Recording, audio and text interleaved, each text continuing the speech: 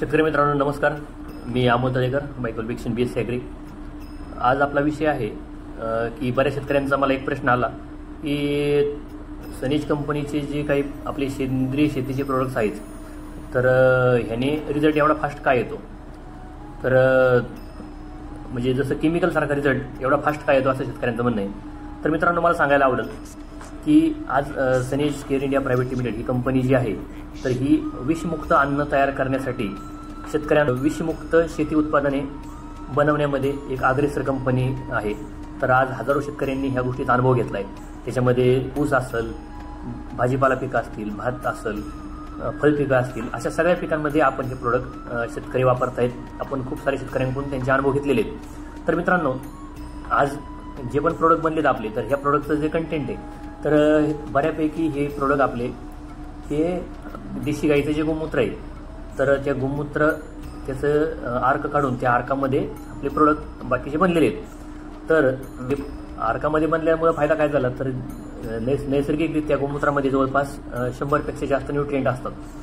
तर ह्याच्यातले बऱ्यापैकी न्यूट्रिएंट हे डायरेक्ट आपण ज्यावेळेस फवारणी करतो किंवा ठिबकमधून आपण आपले जसं सनीजचे जे आपले सन मॅजिक असेल, सन बूस्ट असेल हे तर फवारणीला आपण वापरतो, पण ह्याचे पाण्यातून सोडल्यानंतर पण त्याचे खूप चांगले रिझल्ट आपल्याला भेटलेले आहेत सॉइल केअर सनगार्ड सोबत म्हणा किंवा सेपरेट म्हणा।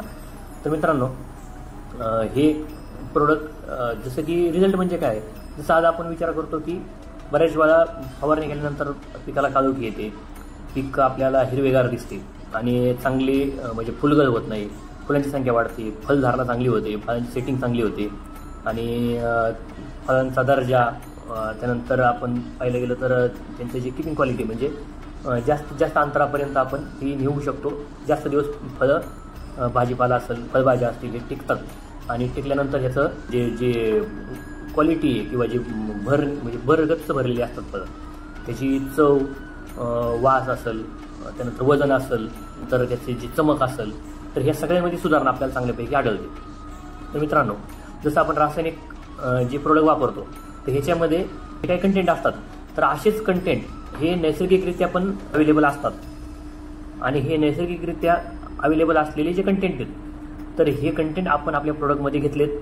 वरतून गोमूत्राचा अर्काचा एक्स्ट्रॅक्ट हे कंटेंट दोन्ही एकत्र आल्यामुळं इमिजिएट रिझल्ट भेटतात आपल्याला। आणि आपण फवारणी करतो म्हणजे काय करतो, पानांमधून न्यूट्रिशन देतो आणि पानांमधून न्यूट्रिशन दिल्यामुळं बऱ्याच वेळा झाड हे स्ट्रेसमध्ये गेलेलं असतं किंवा हे जसं कधी आता धुकं पडतं किंवा थंडी जास्त पडते किंवा पाऊस जास्त होतो, ज्यावेळेस झाडाला मुळ्यांमधून अन्न तेवढं स्पीडमध्ये घेता येत नाही, अशा ह्या कालावधीमध्ये आपल्याला पिकाला वरतून पानांमधून पण पीक अन्न घेऊ शकतं।